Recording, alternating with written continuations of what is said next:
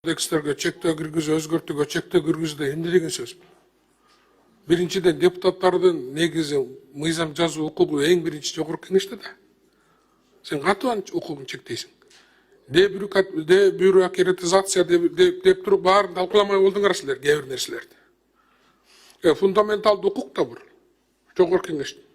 Фундаменталдуу укук, жогорку кеңештин бар болуу укугу да мыйзам чыгаруу.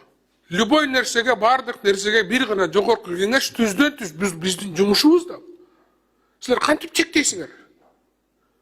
Урматтуу депутаттар, бул мыйзамды артка кайтарыш керек.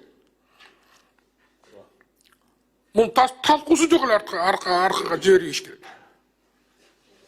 Бул укук деп эле баш мыйзамды бузуу бул. Кандайса силер кодекстерди чектейсиңер, өзгөртүү киргизүүгө.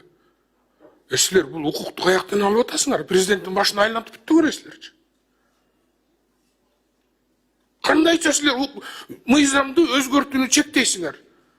Биз өнүгүп атабыз. Күн сайын өзгөртүшүбүз керек, кээ бир мыйзамдарды, кодекстерди күн сайын өзгөртүшүбүз керек болсо.